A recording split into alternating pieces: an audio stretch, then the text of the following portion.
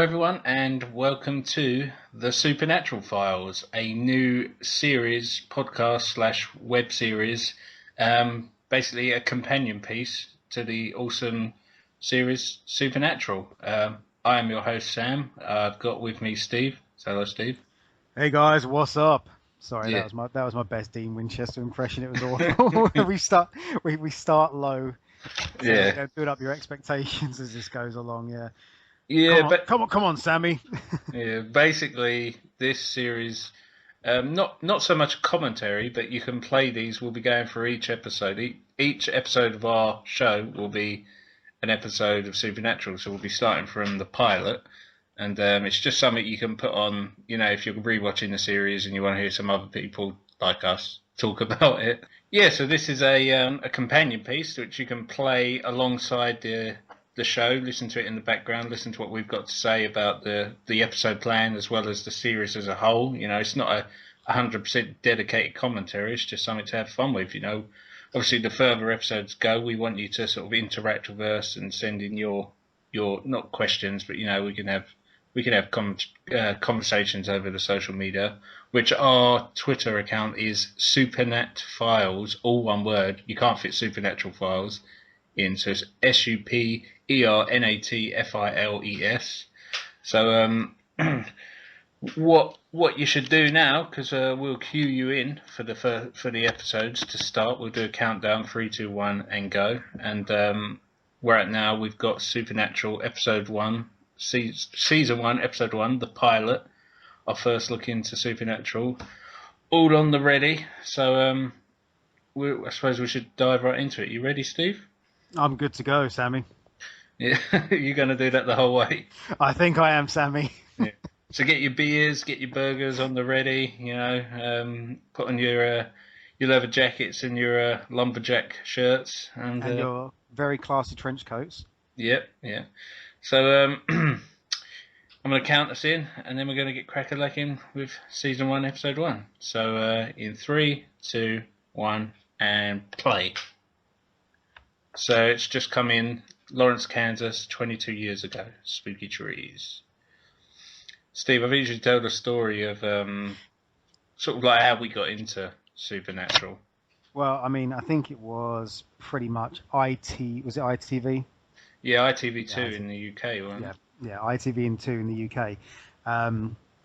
Basically, around the same time as Supernatural first aired, there was also this TV show, Hex, I believe it was. Yeah.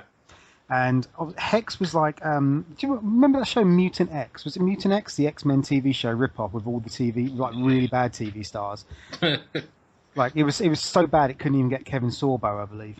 And basically, Hex came out, and obviously it was almost like what like we would say like a really bad precursor to something like the Vampire Diaries. You know, where you've got a lot of really good looking people. Yeah. You know, it's all in a show. Yeah. So you had all these sort of trailers Flickering on IKEA light, should I say that? My son's got the exact same sunlight. This yeah, is meant to be like, what, 70s? yeah.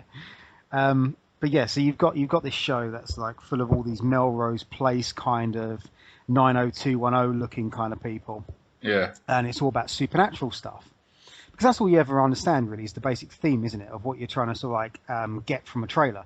Mm-hmm. So around the same time, you've got obviously ITV2 doing trailers for Supernatural. I think Hex was on Sky One and Supernatural was on ITV2. But the tagline for Supernatural in the UK, the initial promotion was "Scary just got sexy." Yeah. So I mean, at the time, what I'm saying was that I remember very vaguely seeing snippets of trailers here and there. There was a Sky One and ITV2 kind of trailers, and basically what you were getting were kind of like mixed messages. You had one show, Hex, about supernatural things that had all these kind of beautiful wee people in like Melrose Place 90210, and then you had Supernatural, Yeah. which was obviously Scary just got sexy. So if you're not really paying attention, you're kind of very like casual TV viewer and you're going back and forth or you're just catching these, you can't really see which is like, you can't really differentiate the shows. Yeah. Do you know what I mean? And like Hex got absolutely abysmal reviews. So you just, I mean, realistically, you walk past it. Because I remember they put it all over the bus shelters, didn't they? Supernatural as well.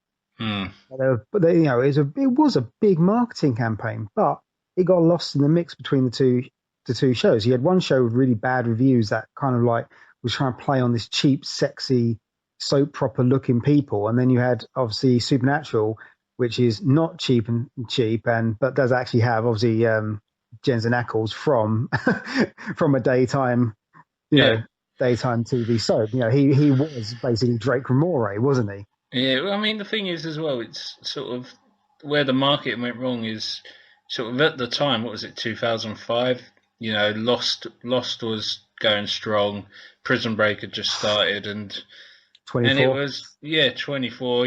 There was some really, manly shows. So they they must have thought, well, if we aim this towards the women, maybe we can get the men in that way. But I just, it didn't to me at the time. I think I didn't watch the pilot. I watched a couple of episodes here and there, but there were so many other shows going on. Like I was big into Prison Break then that I just didn't, for some reason, catch on. But yeah, I carry just on. Yeah, I mean, because it reminds me similarly of obviously Black Books is a comedy classic. Yeah, Bill Bailey, Dylan Moran, Tamsin Greig. It's like this incredible, hilarious kind of. It's up there with like shows like The Young Ones. yeah, Around the same time, Channel Four were also, I think it was Channel Four, were pushing a show called The Book Club, mm, which was not very successful, not very popular. But again, you got two shows that are supposed to be quote comedies, and they both got book in the title. If you're not paying attention, it goes over your head, doesn't it? Really, until someone recommends it, because you sort of like just see the press casually, unless you are like avid reading the TV guides and reading the mm. online TV forums like constantly. I tell You you know, what. Yeah, sorry, I just want to jump in here. Like that first opening, the whole opening scene. This is 10 years ago to where we are now, and the show, it doesn't look any different. It's not no, like when you watch old soap opera episodes or old episodes of Friends and that, where it was in the 4:3 and the quality looked bad and it looked dated. Whereas this, you could put this in an episode now and, it's the 16:9 HD.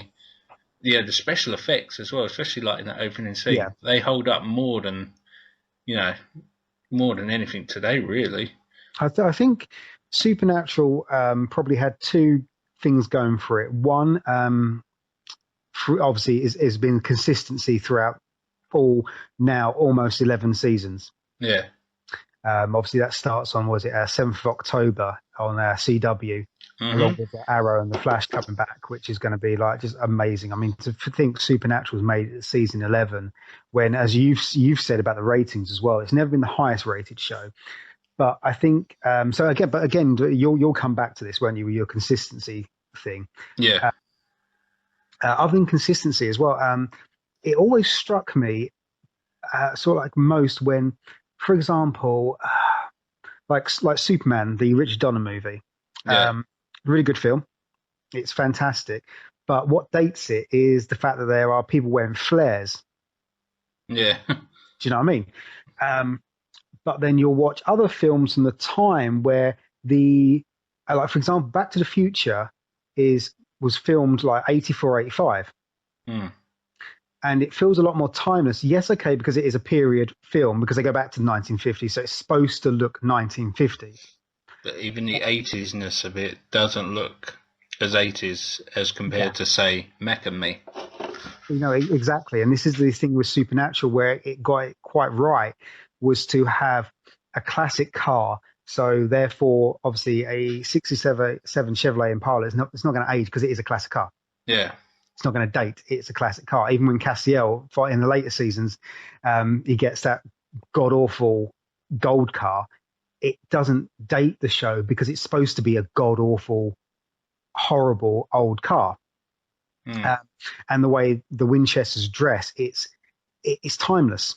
It's just sort of like that American look, isn't it? Like the timeless American look that Yeah, even at this time sort of seemed very 90s, sort of Party of Five-ish, didn't it? With the lumberjack button-up tops with the t-shirt underneath. Yeah, You know, apart from their age as well, like the Winchesters, they sort of keep timeless as well. You know, Sam, although the length changes, has just got sort of like the floppy hair, mm. and Dean's just got sort of like the crew cut, hasn't he? Yeah. And then one thing, how skinny does Dean look in this first episode? He does. He really does look Really skinny and just young. weedy almost. Yeah, Mm.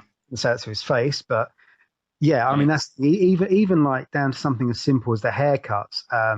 Again, the consistency of Sam and Dean's hair, and also the fact that it's just, I mean, okay, pilot episode, Sam's hair's a little bit curtainy, but yeah, it's in. At no point did they suddenly get like Friends always had a very up to date haircut, didn't they? I mean, in fact, like most of the time, the cast of Friends they set the trend, didn't they?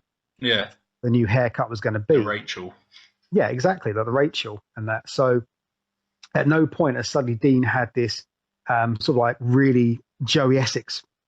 Do you know what I mean? Obviously, anyone who doesn't know Joey Essex, I'm talking about that really sort of like sort of number zero all around the sides and the back, right up to the top with a razored in side parting. They've never tried to keep up with any trends that are happening outside the universe. Yeah, yeah, I know what you mean. I think everyone knows what you mean. Sort of like, you know how there was sort of like about 5 years ago, people were having some sort of. Wasn't like a mohawk, was it? But they were having a crew cut, but letting the back sort of leaving the back the same length as the top.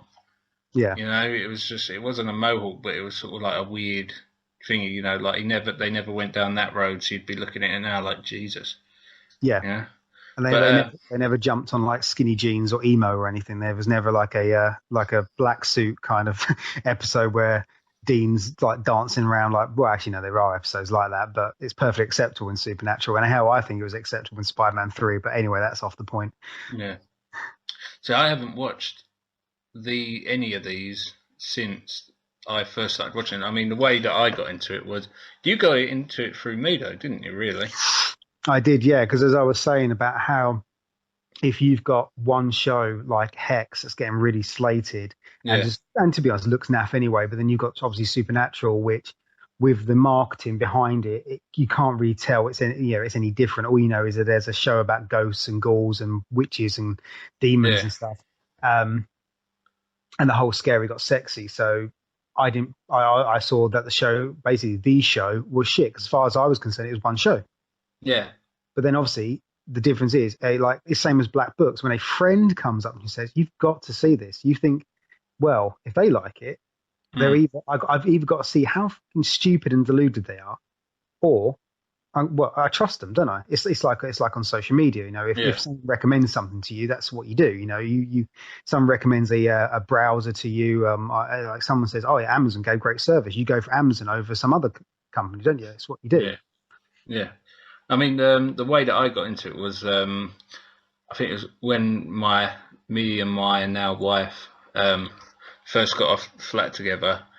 She used to work in ASDA. She used to work nights, so like Hang on, so you got to translate that ASDA to the international audience. yeah, Walmart. It's part of the Yeah, Walmart company. yeah, But yeah, it's Walmart in the UK basically.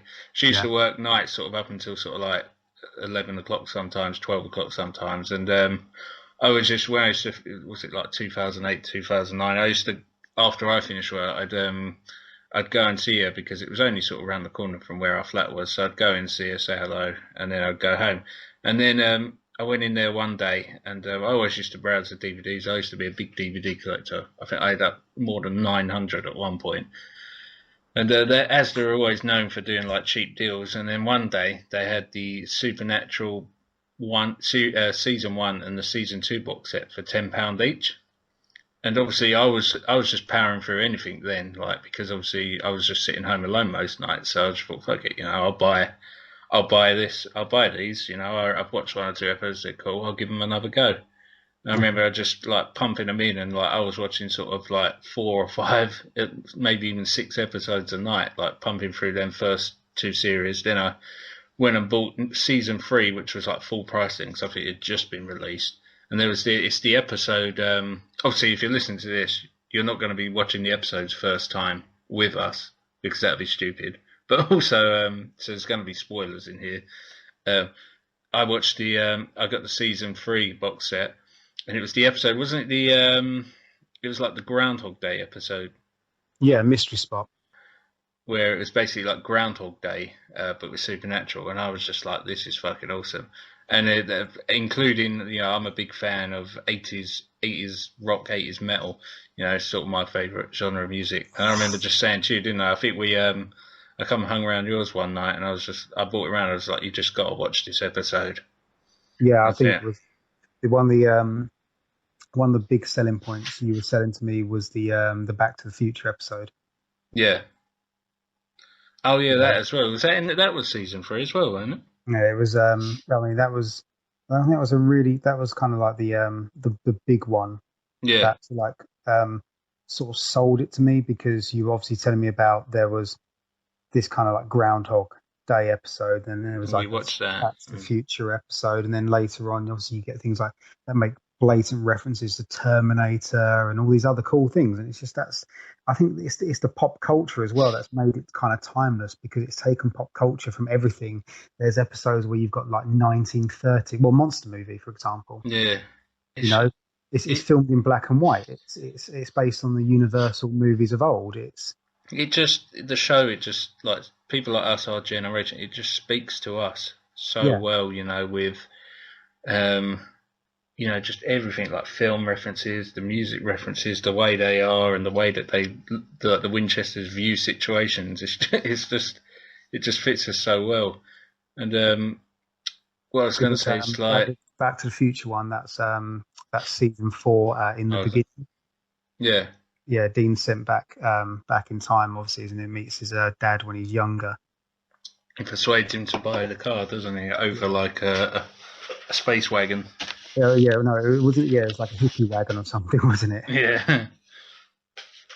But yeah, sort of just jumping back into the episode. This guy's just picked up the hitchhiker, who is a hot ghost girl by the looks of it.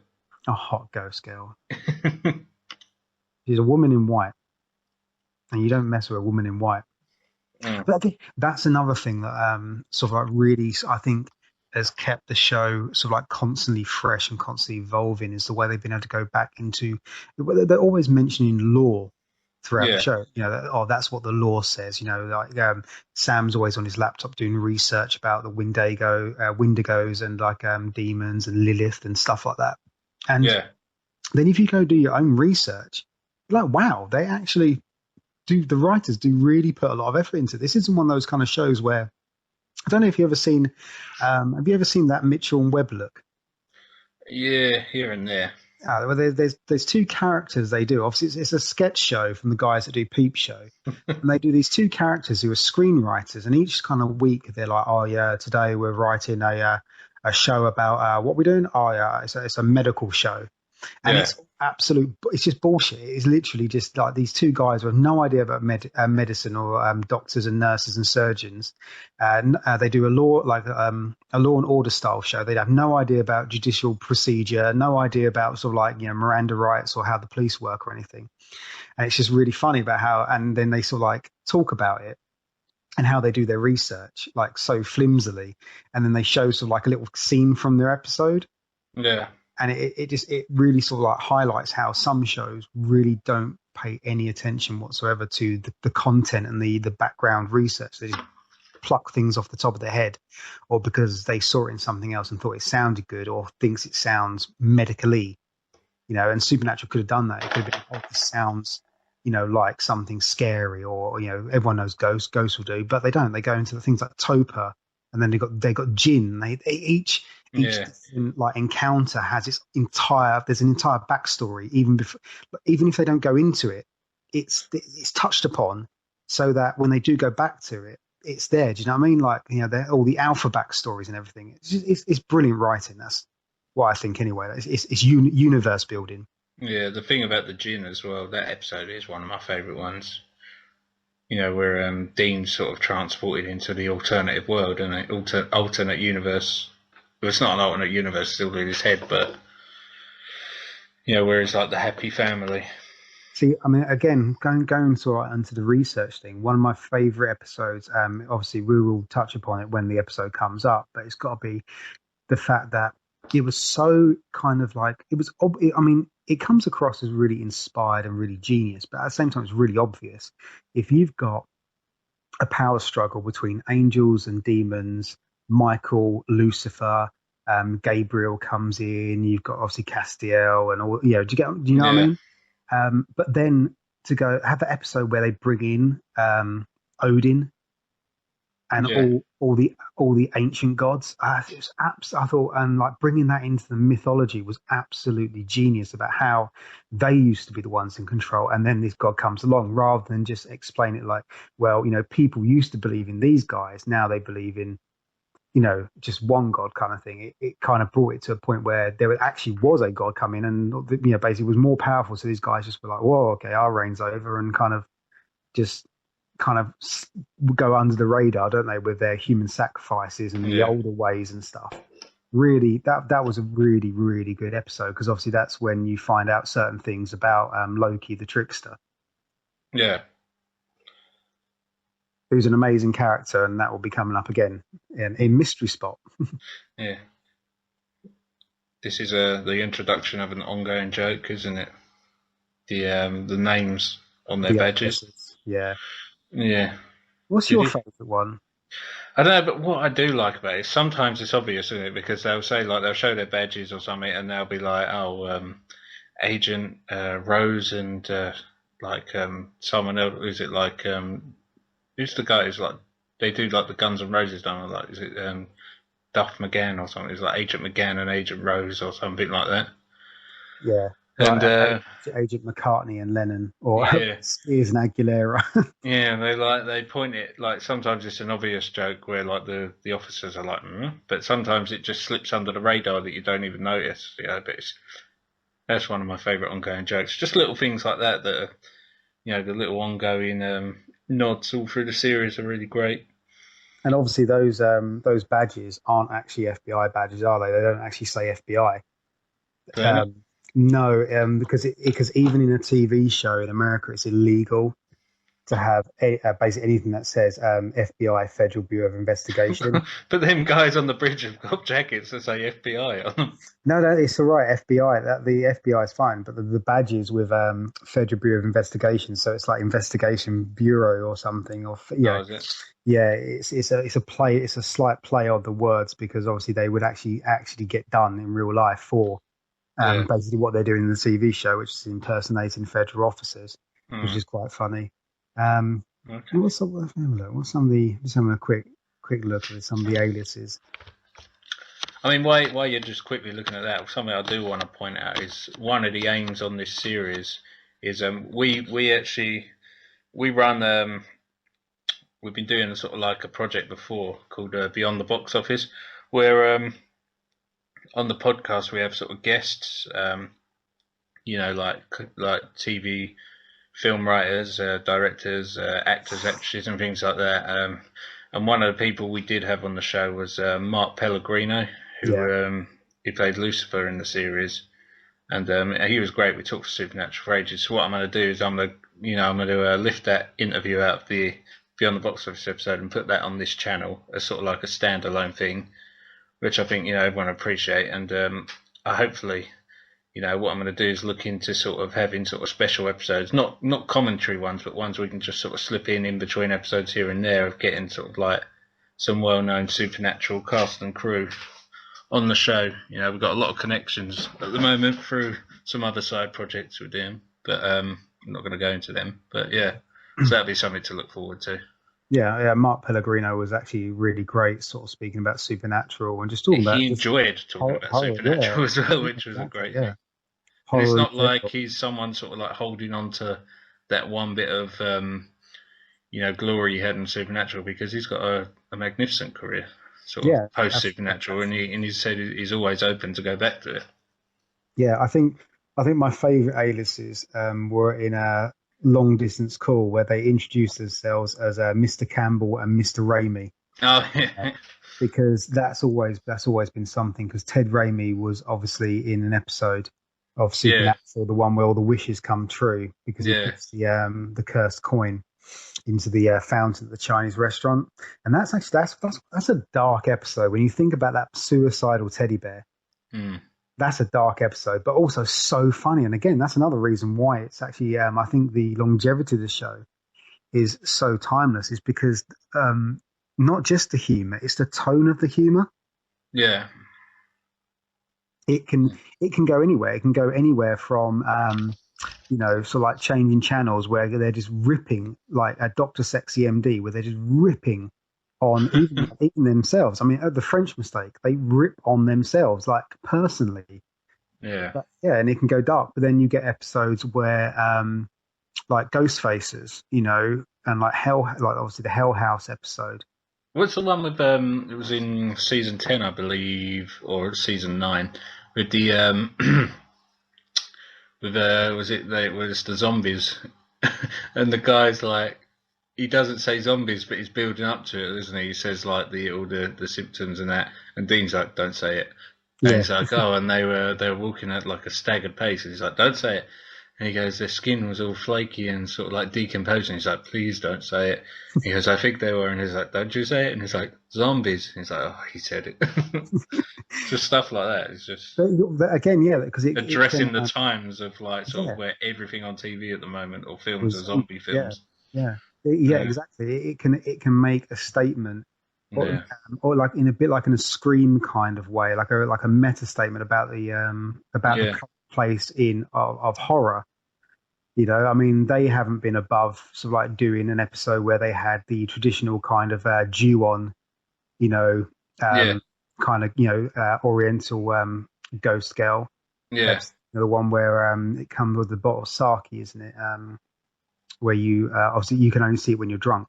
yeah, So they have done that, but they always do it in a kind of meta way. But then they do also obviously go very serious because that one episode with the ghost faces, some the intern's death was full on brutal. That was proper horror, yeah.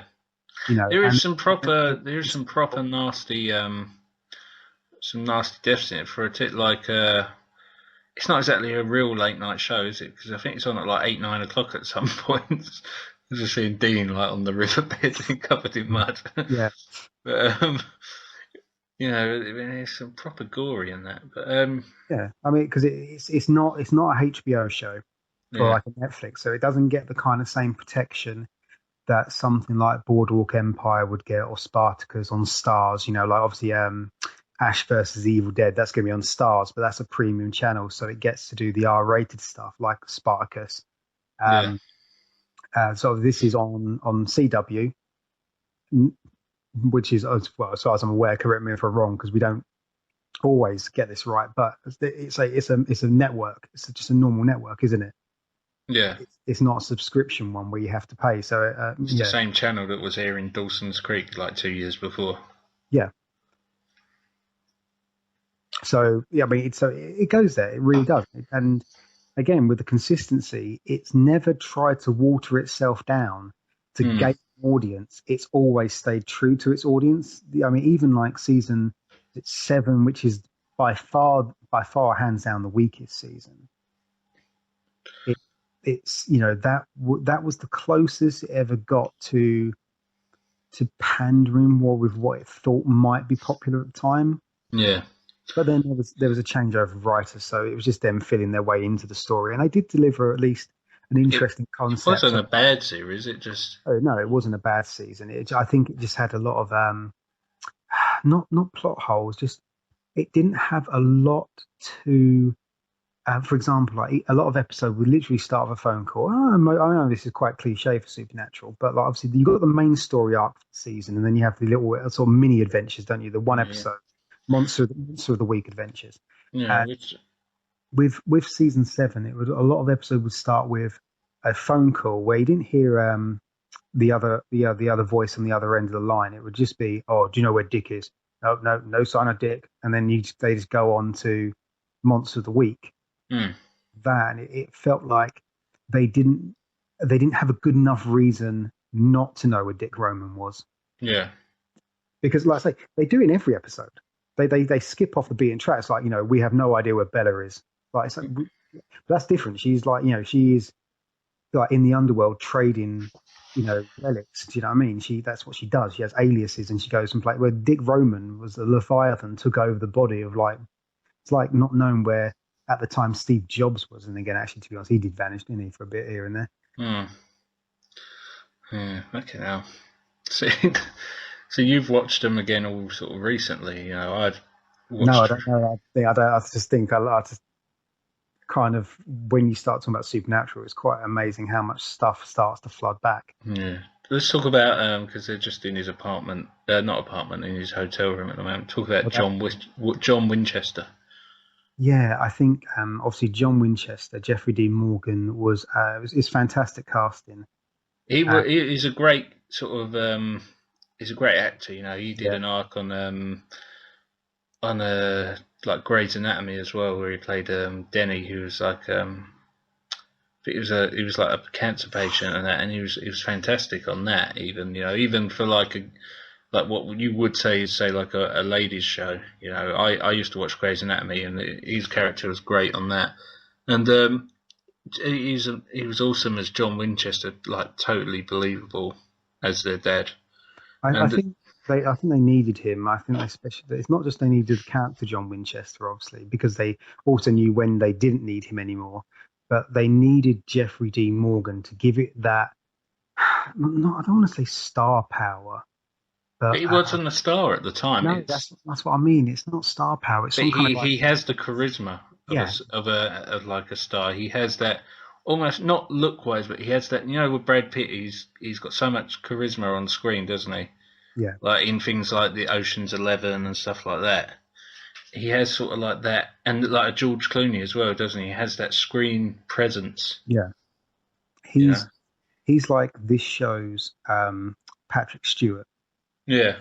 Star Trek: The Next Generation. I mean, forget the arguments between Kirk and Picard or anything like that, but that kind of that gravitas, that sort of that weight, that even again, Patrick Stewart wasn't really that well known. He was known on TV here and there, did a few movies around the place like Life Force and stuff by Toby Hooper, but there was just something about him that gave the show, I can take this a bit more seriously. Even though it doesn't want to be taken seriously, it just gives it that edge. Yeah. And I think it gave a lot of support to, obviously, Jensen and Jared, obviously, who were relatively unknown at the time. Yeah. I would say, here again, bits and pieces here and there, but other than Jensen Ackles in his little daytime soap role, they weren't James Van Der Beeks. Do you get what I mean? Were they? No, I think Jared was at this point he had just finished or just come out of House of Wax, which wasn't anything to write home about. The remake of House of Wax with half the cast of sort of like the teen shows of that time. Yeah, another great example of how the show can know what it is and is happy from where where it came from and stuff like that. Because obviously the episode in the House of Wax where Paris Hilton guest stars, they're not afraid to go. Paris Hilton's in an episode of Supernatural, and all the fans go, "What?" I mean, I guess there were some fans that probably did the instant rage against the internet. Yeah, but nothing. They were like it's almost like they come out with a smile on their face, just like a cheeky smile, like, "Yep, Paris Hilton's in this episode." Yeah, we know most of the world hates her, and our target audience probably not a big fan, but she's in the episode. Let's just run with it, That's what you've got to love about the show. But that's I mean that probably takes us back really kind of full circle to where we started, really, because obviously the whole marketing, the scary just got sexy. I mean, like, you just watch this pilot. At what point is this not a kind of like it's not scary just got sexy. This isn't like for girls to watch. No offense, I don't want to offend anyone, but like Charmed or anything. But the thing is, girls do. I'm not exactly. Girls love the show. Like, my wife likes the show. Yeah. She enjoys watching it just as much as I do. It it appeals to everyone. You Yeah, know, that's what I'm she'll saying. sit there and drool over bloody Dean Winchester, you know, the whole time. And but it's wrong of us to sit there and say, yeah, it's a man's show, It's because not. but it is, because it does appeal to us in every single way, but it also appeals to women Yeah, in every single way as well. You know, there's a lot of sort of strong female characters that come in it here and there, you know, throughout the series, you know, reoccurring characters, but that's not the point, is it? It's just a good show. yeah. It's got everything. It's well written. It's well cast. It's well researched. It's got comedy. It's got weight. It's got horror. It's meta. It's its own like its own contained universe that also acknowledges our universe. I think It's that's what I everything. like about it as well, is like there's now the amount of sort of actors and actresses who are sort of like well known and sort of even become big time, who play sort of like parts in like episodes and that. You know, like you see someone like who's a rising star, and then you look on their IMDb and they're like, oh, they were in like an episode of Supernatural like 7 years ago. Yeah. So I mean, it's just a well-rounded show, and like that's what I was getting at. It's not, the marketing was squarely focused on the female audience, whereas what were the odds of John Winchester leaving a paperclip in that book? it's not that it's not for it is like you say, it's for everyone. And that's what makes it so great. This is one of those shows where no one can sit down in a pair, individually, in a group, and not enjoy it. Yeah, yeah, definitely. So we're just watching it. It's Dean setting up his character, who he is. He's just now, doesn't take any shit, mm, takes no nonsense. Which sometimes, I don't know. There are occasions where they use Dean's personality traits a bit too far, of him being so belligerent and so stubborn that you don't you kind of do, um you do go, come on, Dean. And no, I mean, I know Dean's a dick sometimes, but even he's not this much of a dick. There are certain episodes where you think, come on, let it go, man. But overall, when you've got 10 seasons going into 11, if you can yeah, only like literally nitpick what, about two or three things from over 200 episodes, then I think you're onto a winner. mm. I think the good thing as well is that like they don't. It just, the show doesn't seem tired after 11 years almost. You know, the actors still enjoy doing it as much as they did on day one. You know, there's no like, oh, they want to leave and go on to try other things. They Yeah. enjoy the show just as much as we enjoy watching the show. But also it doesn't come across as desperate, of like, oh, we have to keep this going because it's all we've got either. Mm. It's still going because it's still got a story to tell. Yeah. What do you think? Like, because sort of like the first few seasons, it was all about the Winchesters, and you know, Bobby and John Winchester were sort of coming in here and there, but it was sort of like the fourth series when they introduced basically full time other characters, with Castiel, and Bobby pretty much became a full time cast member as well.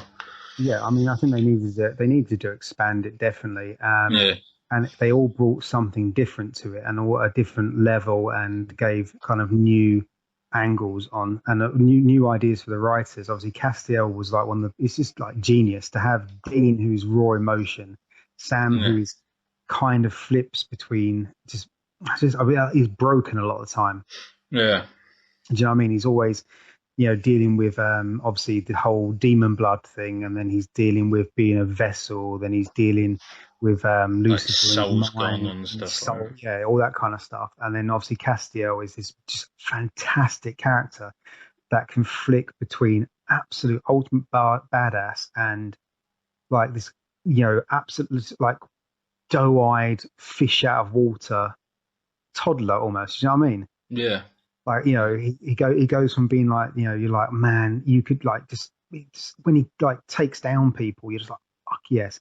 But the next scene, he's literally like it's like a child in a trench coat, stand there because Mm. he doesn't understand things implicitly, does he? It's things like wait there, so he just waits there. Yeah, I didn't really take to Castiel first. I I think mean, it didn't take me long, but I think it's because it was a big change, wasn't it, in the show? And to me, I would say, I mean, I can't really judge now because if I watch it again, I might change my mind. But season 4 was the weakest for me to date. oh, I don't think so. I know I I can't. think they focused too strongly on the overall story arc.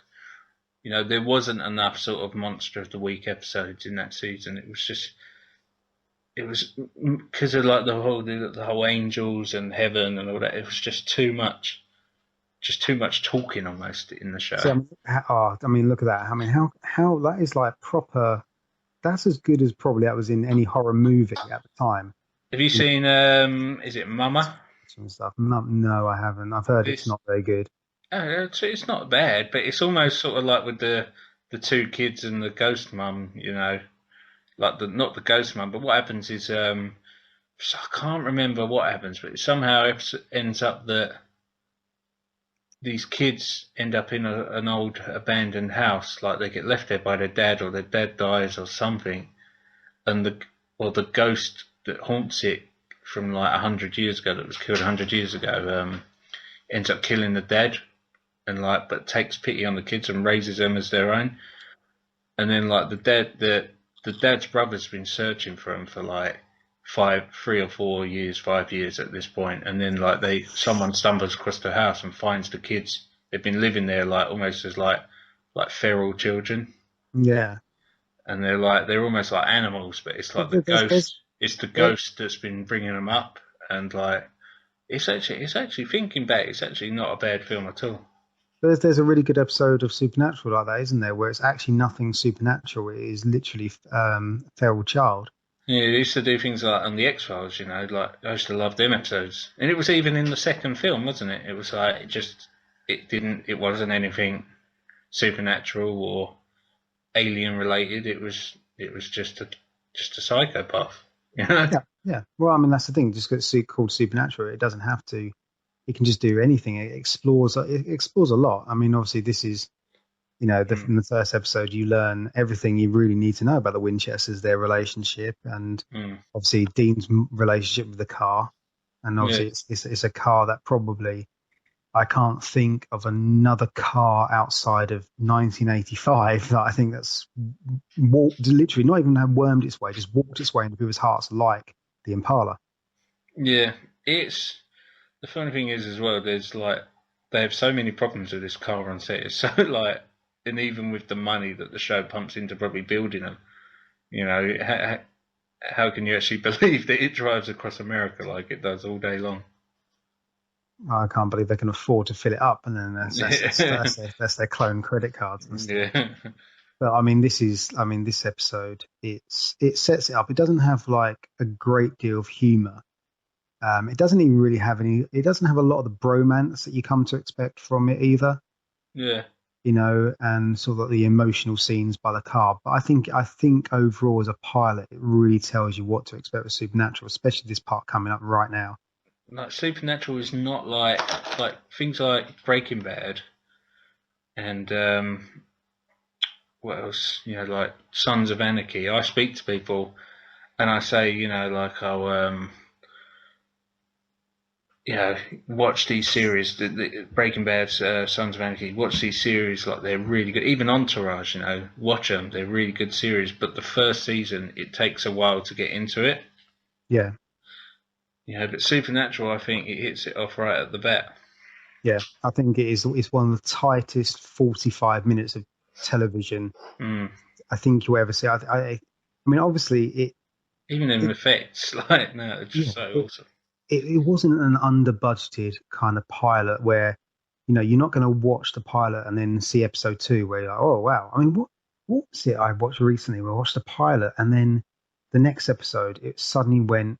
You could just tell it went like from camcorder to you know to professional, and the set changed. I mean, the difference was, I mean, like ridiculously, like the Mm. spec on the show jumped from pilot to episode 2. Yeah. And like even some shows where like from season 1 to season 2, it's like a completely different kind of looking show. But again, Supernatural started off, had its look, and it's pretty much retained it. Yeah. Yeah. So episode 1 is is coming to an end. We got work to do. So yeah, that's episode 1. What are your afterthoughts on this episode, Steve? Well, again, like I've said, I mean, it's tight. It sets up the characters. It sets up the universe.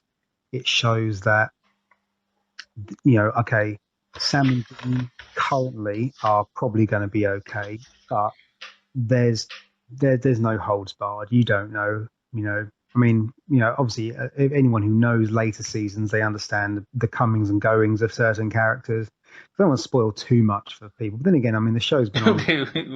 We're going to try and focus on the episode and Yeah, almost so, like the season at hand. Like with season 1, we're going to sort of focus on the arc and what's going on, but it don't mean we're not going to talk yeah, about what's going on now in later series because yeah. it'd be hard not to, because that's what this whole thing is. It's like basically a massive companion retrospect. Yeah. I mean, okay, and okay, like any TV show, Sam and Dean are going to be, well, okay-ish. Do you know what? It's a bit like Indiana Jones as well. Indiana Jones is going to make it out at the end, but you don't know how sort of much of him's going to be left almost. You know what I mean? Yeah. He's going to walk away. Don't get me wrong, but he's going to be very like John McClane as well. Yeah, like He'll survive, but he'll be battered. Mel Gibson at the end of Lethal Weapon 2. Yeah. God knows how he survived getting shot that many times. But that's what, again, Supernatural takes so much of the best of everything. Yeah. And doesn't rip it off. It's not like, oh, I've because it's like certain things in Lost they were references for references' sake. And it was like, oh, I saw this in another film or show years ago, so I'm going to do something very similar, and then we move on to something else. The thing with Lost as well, I mean, I like J.J. Abrams. The thing with Lost, it tried to be too clever.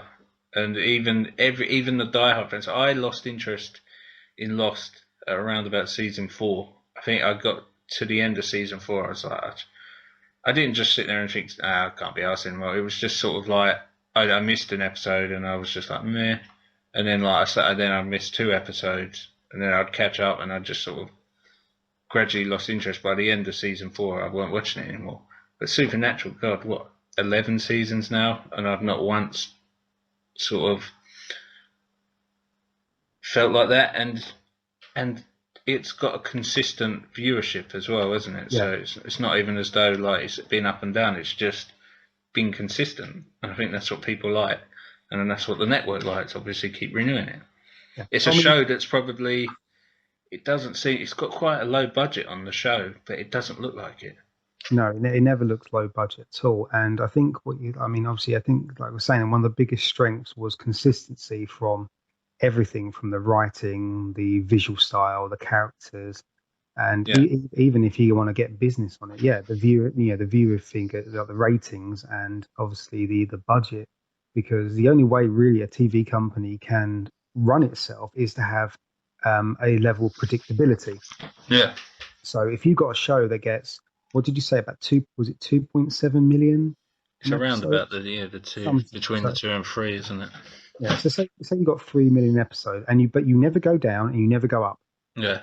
That's okay. It might not be like the most viewed thing ever, but that's brilliant for running your spreadsheets. Not to get too like lame, but for running your finances, that's brilliant. It's when you've got a show that's 8 million and suddenly drops to like 6. Okay, yeah, it's still one of the highest rated shows on that night, but then that starts to set off alarm bells, doesn't it? Yeah, it's like it might still be 6 might still be twice as many as your other shows, but it's like that's a big drop, And then also because what did you put into it? Because if you were running 8 for a while, you might have budgeted for 8 for a lot longer.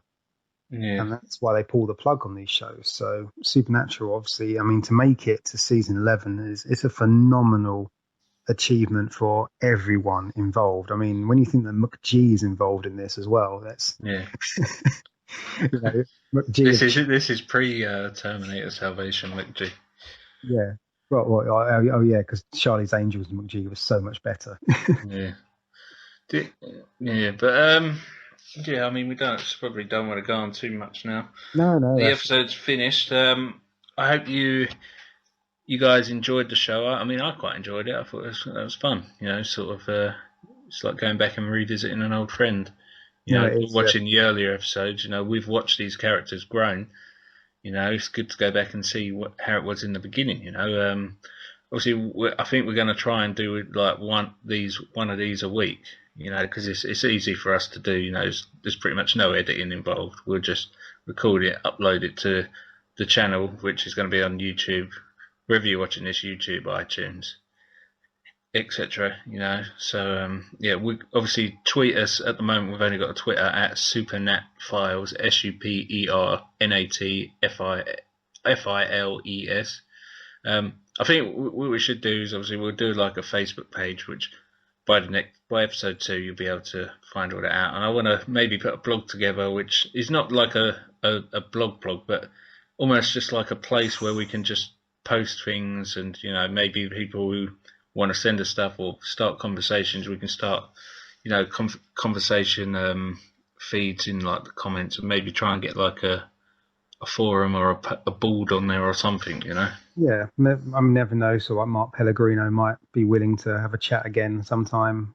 Yeah, yeah. So, I mean, as I said, we'll do a couple of these, and then I'll look into maybe, you know, getting a few people on here. I mean, obviously we can't guarantee the top dogs at this point, but Yeah, and we it's can't guarantee they'll definitely fit watch an episode. it's a big series, and there's a lot of people on it, so we will be getting guests on there. Yeah. So Yeah, fantastic. so thanks for listening, guys. My name is Sam. If you want to catch me on Twitter, it's at @bamsam_MD.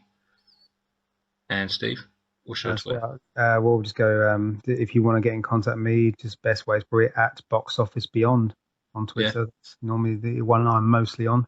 Yeah, cool. And as I said, we'll put the Mark Pellegrino interview on this feed probably after this one, so you can have a listen to that. It was basically 90% Supernatural, so that's cool. Yeah, thanks for listening, guys. Thanks for listening to the Supernatural Files, and we'll see you with episode 2. Now hit the road.